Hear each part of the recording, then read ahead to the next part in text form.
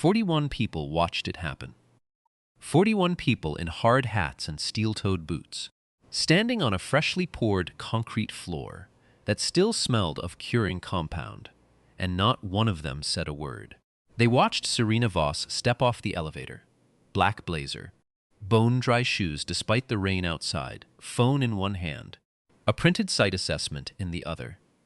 And they watched her turn slowly in a half circle, taking in the low ceilings, the wall of rusted shelving, the workbenches with their mismatched vises and oil-stained surfaces. They watched her lips press together in the way, lips pressed together when a person is deciding whether something is worth her time. Then they watched her look at the man standing beside Bay 3.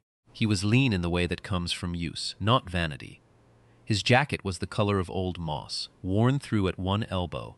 His hands, folded at his wrist, were the wrong hands for a meeting, calloused, mapped with old grease lines that no amount of soap had fully found. Beside him, pressed against his leg with both arms around a small stuffed animal, a gray rabbit with one ear slightly longer than the other, its nose worn smooth from years of being held, stood a girl of 6. Her name was Nell. The rabbit's name was Pip. Serena Voss looked at the man. She looked at the girl. She looked at the rabbit. Then she looked back at the space around her, at the concrete and the rust and the low winter light coming through a row of panel windows near the ceiling. She said, and she said it loud enough that all 41 people heard it. "I thought this was a fabrication facility. This is a junkyard." Nobody laughed, but nobody corrected her either. The man in the moss-colored jacket said nothing at all. He just reached down and took Nell's hand. And what happened inside that building over the following 7 days? What was found, what was revealed, and what Serena Voss would eventually beg to undo, is the kind of thing that stays with the people who were present for the rest of their working lives. Stay with this one. It earns it. His name was Mason Hale. He was 32 years old, and he had been running the workshop at Kellner Industrial Park for 11 months when Serena Voss walked through its loading doors on a Tuesday morning in February. He had taken the space over from a man named Burl Fitch, who had run it for 22 years, and who had agreed to let Mason use the address, the tooling, and the existing contracts while Mason paid him a flat monthly rate and a small percentage on work completed. It was not an elegant arrangement. It was the only arrangement Mason could afford. The work he did there was contract fabrication and precision tooling, small runs, specialty components, the kind of work that the large shops didn't want because the order quantities were too low and the tolerances too tight. Mason was good at it. He was, in the way that mattered most to the people who hired him, extraordinarily good at it. But the space itself, he knew what it looked like. He had tried. He had organized the shelving by category and labeled everything in block letters. He had swept the floors every night before he left, even when leaving meant leaving at 11 o'clock, because Nell had been up late with a cough, and the sweep was the last thing he could do before he drove to his sister-in-law's to pick her up. He had patched the cracked panel on the east wall himself, using material left over from a roofing job one of his clients had paid him in goods for. But there was a ceiling he couldn't push past. The space looked like what it was, a serious man working with limited resources. To someone who didn't understand the work, it looked like a junkyard. To Serena Voss, on the morning she arrived without a prior appointment, it looked like a problem. She had come because of Kelsnow's redevelopment tender. The company she ran, Voss Industrial Group, 18 months into her tenure as CEO, revenues just under $400 million annually, had won a portion of the tender, the western section of the park. Mason's building sat at the edge of that section. Technically, his lease with Burl Fitch sat at the edge of that section. And Dominic Carr, Voss Industrial's VP of Site Acquisition, had told Serena that the lease was an informal arrangement with no formal protections, and that the occupant had been notified months ago that the space would be reclaimed. Mason had received no such notification. Not one. He would find out later how that had happened. He would find out exactly how, and from whom, and on what date the decision had been made to ensure he didn't. But that Tuesday morning, when Serena Voss looked at his workshop and called it a junkyard in front of 41 people, Mason Hale did not know any of that. All he knew was that his daughter was gripping Pip the rabbit tight enough to leave impressions in the old gray fur, and that 32 of the 41 people in that room were his workers, subcontracted to him on active jobs, and that what happened next would determine whether those 32 people had work next month. He said quietly, "Mrs. Voss, I'd like to show you what we make here." She didn't look at him when she answered. "I've seen the assessment," she said. "I've seen what this space generates. We have a meeting at 10. I suggest you find a lawyer before then." She walked toward the elevator without waiting for a response. Dominic Carr, silver-haired, white collar, a watch on his left wrist that Mason would later learn cost more than his truck, followed her and turned once to glance back at Mason with the careful neutrality of a man who has already won and is simply watching the clock. Nell looked up. "Daddy," she said. "Why was she mean to our place?" Mason crouched beside her. He straightened the longer ear on Pip, he said. "She doesn't know yet what our place is." He stood up. He took her hand. He walked toward the back of the workshop, where his own bench was, where a half-finished turbine housing sat on the surface with the kind of precision that serious people recognize immediately. And the rest mistake for mess. He did not look back. The dead wife's name was Clara. She had died 22 months earlier, on a Thursday afternoon in October, in a car accident on the Byers Road interchange. She had been driving home from a school supply run for the classroom she taught, a first-grade class she had been with for 6 weeks. The sketchbook she used for lesson planning was still in the back seat when the police called. Mason, he kept it in the drawer beside their bed. He had not opened it since. Clara had been the one who laughed easily. Mason was the one who stayed. He had grown up in a house where the furnace broke in February, and the windows leaked, and his father fixed both things himself, because the only alternative was not fixing them. He had learned welding from his father and metallurgy from a man named Gus Elton, who ran a machine shop in the town where Mason went to school, and who recognized something in a 16-year-old boy that most teachers had missed. Gus let Mason work afternoons and Saturdays, paid him a fair wage, and corrected his work without condescension. What Mason did with what Gus gave him is a longer story than this one. What matters here is where it went and where it brought him back to. It brought him to a graduate fellowship at a materials science program he did not finish because Clara got pregnant and the fellowship had no family stipend. It brought him to 8 years at Renault Dynamics, where he worked in the advanced fabrication division on classified contracts he was not then and is not now at liberty to describe in detail. It brought him to a department head position he left because the work required travel and Nell was too, and Clara was gone, and travel was no longer something he was willing to do. It brought him to Burl Fitch's workshop in the Kellner Industrial Park, with a lease that had no formal protections and a space that looked, to people who didn't understand it, like a junkyard. He was good with this. He was not at peace with it, but he was good with it. Every morning, before 7, he made breakfast. 2 eggs for him, 1 for Nell, scrambled together in the same pan because she liked it that way.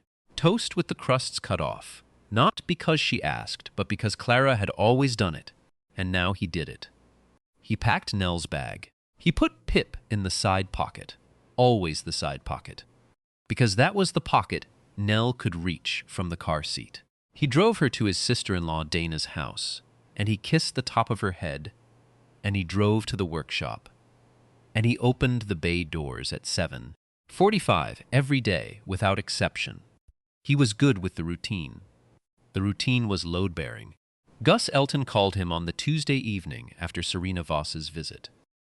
Gus was 71 now, retired to a small property outside the city, and he still kept the same hours he always had. "I heard something today," Gus said. "You hear things from 50 miles away," Mason said. "I hear things from the people who were standing in that room," Gus said. 41 of them is a lot of people to hear from. Mason was quiet. "She wasn't wrong about the space," Gus said. "It looks rough." "I know. But she was wrong about what she said. I know that too. What are you going to do about the meeting?" Mason looked across the workshop. The turbine housing was still on his bench. He had been staring at it for 20 minutes before Gus called. Not because he didn't know what to do with it, but because he was thinking about the Kellner redevelopment blueprints he had pulled up on his laptop. The ones that showed the western section. The ones that showed clearly an error in the site load assessment that Dominic Carr had apparently submitted to the City Planning Board 6 weeks ago. Not a small error. The kind of error that, if a building with that load spec went up over that ground, would cost someone, multiple someones, a great deal of money, and possibly more than money. "I'm going to the meeting," Mason said. "With a lawyer? I don't have a lawyer." "With what then?" Mason looked at the bench. He looked at the blueprints. He said, "With what I can see." The meeting was in the Voss Industrial Group's downtown offices, on the 14th floor of a building, with a lobby that smelled of corporate expenditure. Mason arrived 8 minutes early, wearing the cleanest version of what he owned. A dark shirt, pressed slacks, the jacket he reserved for school events. He carried a folder. Inside the folder were 3 documents he had prepared the night before, between 11 and 2 in the morning, after Nell was asleep, and Pip was tucked beside her with the good ear up. Dominic Carr met him at the elevator. "Mr. Hale, not a question. Not a greeting, exactly, a positioning." "Mr. Carr, I want to be straightforward with you," Dominic said. He said it in the way men say things they have rehearsed. "This is a formality. The decision on the site has been made. What we're offering today is an opportunity to negotiate the exit terms." Mason said, "I'd like to speak with Ms. Voss." "Mems. Voss's schedule is—" "I'd like to speak with Ms. Voss," Mason said again. Same flat voice, same even pace. "I have something that belongs in front of her, not an exit negotiation." Dominic Carr looked at him for a moment. Not the glance of a man reconsidering. The look of a man deciding whether it's worth the friction. It wasn't. Not yet. 10 minutes, he said. "She has 10 minutes. There were 6 people in the room. Serena Voss at the head of the table, Dominic Carr to her right, 2 lawyers, an operations director named Priya Mehta, who would become important later, and Mason Hale. Serena looked tired. Not the tiredness of a bad night. The tiredness of someone who has been running hard for 18 months and is beginning to feel the miles. She was 31 years old. She had been the youngest CEO in Voss Industrial's history. The board had made this clear to her in the kind of way that is meant to be encouraging and is not. She looked at Mason. She did not look at him the way she had in the workshop. Not dismissively, but not with warmth either. With the assessment of a person who has learned to read rooms quickly and is trying to read this one. "Mr. Hale," she said, "you have 10 minutes. I'd like to use them efficiently." Mason put the folder on the table. He did not open it yet. "Your western section development has a site load assessment in the city planning submission," he said. "It was prepared and submitted by Dominic Carr's team 6 weeks ago." Serena looked at Dominic. Dominic's expression was controlled. "That's correct. Fully reviewed and approved." The assessment, Mason said, calculates the soil load bearing for sections W7 through W11 using the pre-remediation soil classification data from 2019. He opened the folder. He placed the first document on the table. A printed comparison he had made the previous night. Annotated in clean block letters. The remediation work that followed the 2019 survey changed the soil profile in those sections. The current load classification is Category 3. The assessment submits it to the planning board as Category 2. A building designed to Category 2, spec on Category 3 ground, is not safe, and it is not code compliant. The room was quiet, not the quiet of nothing happening. The quiet of a room where everyone has stopped pretending to be somewhere else. Priya Mehta looked at the document. Then she looked at Dominic. She didn't say anything. She didn't have to. Dominic Carr said, "That assessment was reviewed by 3 qualified engineers." "I know," Mason said. He placed the second document on the table. "I called 2 of them last night. Neither of them reviewed sections W7 through W11 specifically. One of them told me the soil classification data was provided pre-packaged by your team, and he worked from that data. He's available to confirm this if you want his name." Sina Vavas looked at Dominic Carr. Dominic looked at the document. He looked at Mason. He said, "I'm not sure what you're implying." "I'm not implying anything," Mason said. "I'm showing you a document discrepancy in a planning submission that currently has city approval. If a building goes up in those sections on the wrong load spec, people get hurt. Equipment gets destroyed. You face liability of a kind that doesn't have a number yet." He put the third document on the table. It was a single sheet.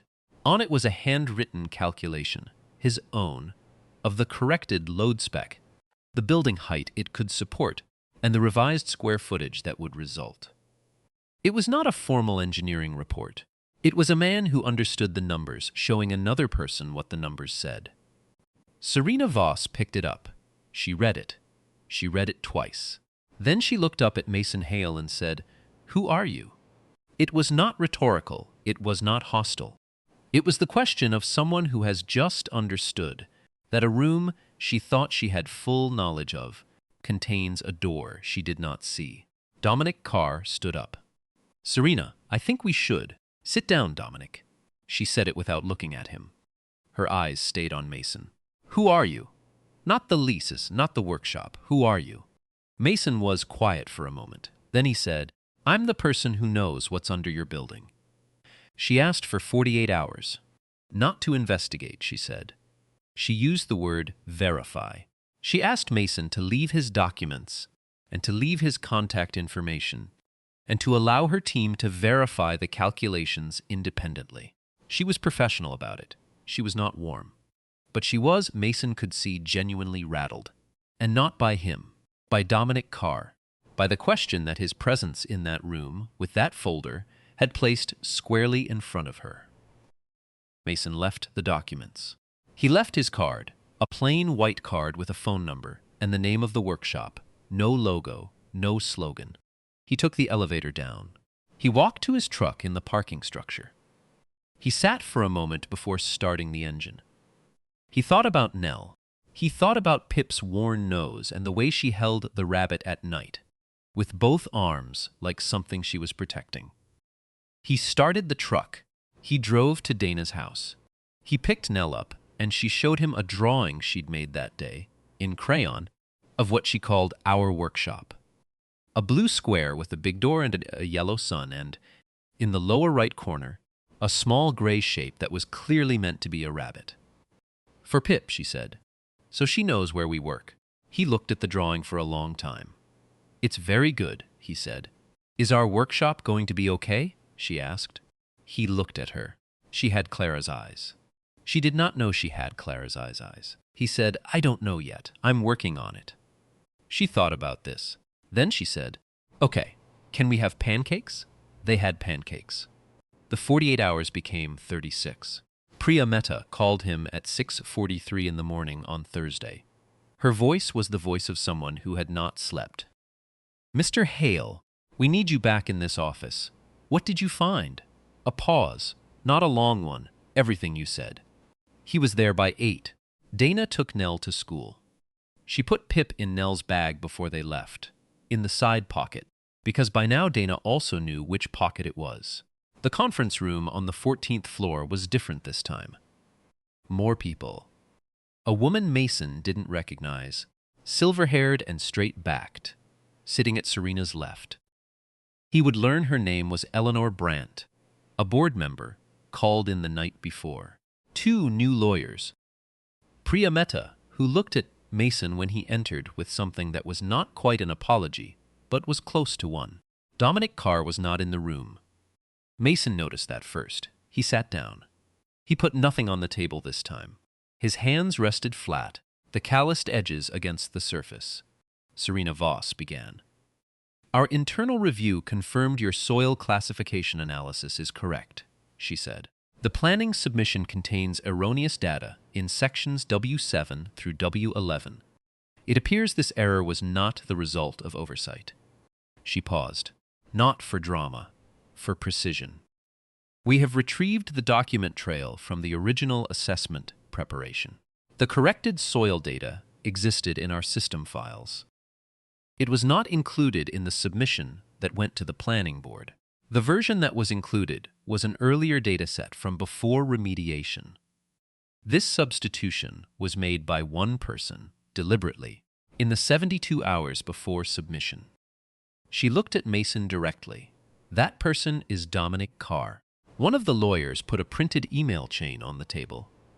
Not for Mason, but in the center, for the record. The chain showed 3 emails between Dominic Carr and a planning board contact. The emails showed the substitution. They showed the timing. They showed, in plain language, that Dominic Carr had known the error would allow him to acquire the western section parcels, including Mason's building, at a dramatically reduced cost, using the non-compliance of the planning approval as leverage in the acquisition, a leverage he had engineered. The building that would have gone up on that spec. The people who would have worked in it. Dominic Carr had known. Eleanor Brandt, the board member, said, Mr. Carr has been placed on indefinite suspension pending a full review. The company's legal team has been in contact with the City Planning Board and the relevant regulatory bodies since 6 o'clock this morning. We expect criminal referral proceedings to follow. She folded her hands on the table. Mr. Hale, we owe you an explanation of how you came to be in this position. You were not notified of the acquisition claim on your workshop because Dominic Carr arranged for the notification to go to the previous leaseholder, Burl Fitch, with no requirement that it be forwarded to you. He also arranged for your informal lease to be flagged in our system as legally non-binding, citing an assessment of your arrangement that was, we now believe, intentionally inaccurate. She said this clearly.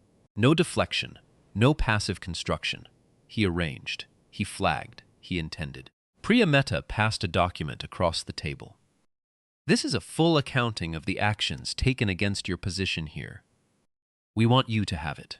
Mason looked at the document. It was 12 pages. It had a stamped header from Voss Industrial Group's legal team. It was the kind of document that people produce when they are trying to demonstrate that they understand the weight of what happened. He read the first page. He put it down. He looked at Serena Voss. She had been quiet through Eleanor Brandt's statement, not passive, attentive, listening to her own company's accounting of what had been done to a man who had shown up to a meeting with a folder and a flat voice, and the kind of knowledge that comes from a life spent understanding how things are actually built. Now she looked at Mason, and what was on her face was not guilt in the manageable sense. Not the face of someone who has done a bad thing and been caught. It was something older than that. The face of a person who has understood, in the past 36 hours, that she had stood in someone's life's work and called it a junkyard. That she had said it loud enough for 41 people to hear. That she had walked away from a man who was holding his daughter's hand and decided, without looking back, that she already knew everything she needed to know about him. She said, I would like to apologize to you, Mr. Hale. Not generally, specifically. She said it and then she said it. What she had assumed, and when, and what she had not bothered to find out. She named the moment in the workshop. She named the words she had used. She did not use the phrase, I'm sorry if you felt. She used the phrase, I was wrong because. She said it all, clearly, and when she was done, she said, "There is nothing I can offer you that repairs that. But I want you to know that I understand what I did, and that it wasn't a small thing." Mason was quiet. Then he said, "Thank you, not as a dismissal, not as a closing, as a thing that was true." Gus Elton came to the workshop on Saturday.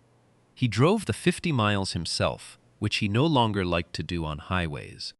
But he did it anyway. He arrived at 9:15, while Mason was running a fit check on the turbine housing, with Nell sitting on a stool at the far end of the bench, drawing in her notebook. Pip was on the bench beside her, propped against a round of stock material, the long ear up. Gus walked through the bay doors. He looked at the space the way he always looked at spaces, from the ceiling down, cataloging. He walked to Mason's bench. He looked at the turbine housing. He didn't say anything about it for a moment.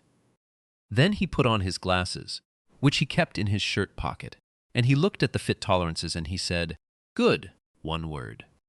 It carried considerable weight. She called. Mason said without looking up, "Voss?" "Yesterday. She wants to talk about a formal arrangement. Workshop stays where it is. They're rerouting the Western Development footprint based on the corrected soil data.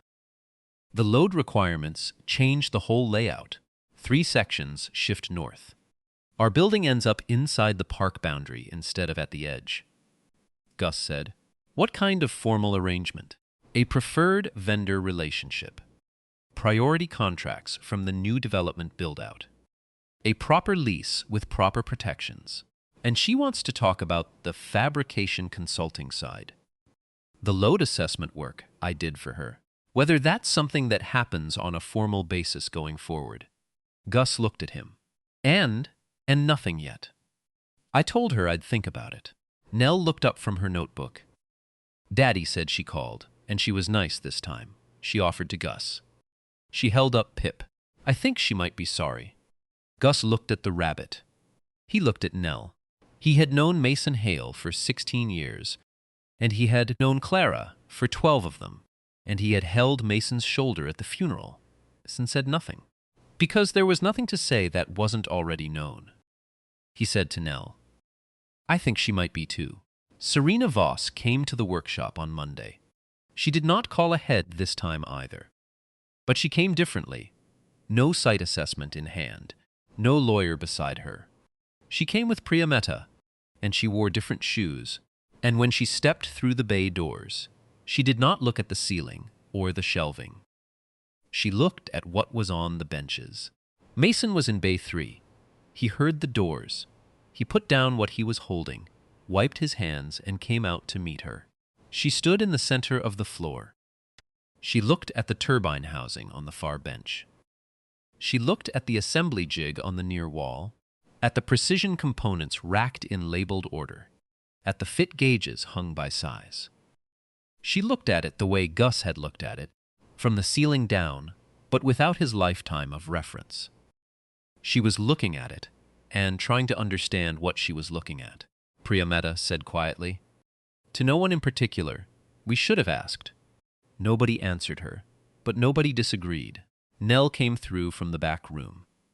She had been doing worksheets at the small table. Mason kept there for her on the days Dana couldn't take her, and she was carrying Pip by one leg in her left hand, trailing the rabbit's long ear along the floor. She looked at Serena Voss. Serena Voss looked at her. Nell said, "Are you the lady who called our workshop a junkyard?" The room, Mason, Priya Mehta, 2 workers at the far bench who had stopped working, was very still. Serena Voss looked at the girl for a moment.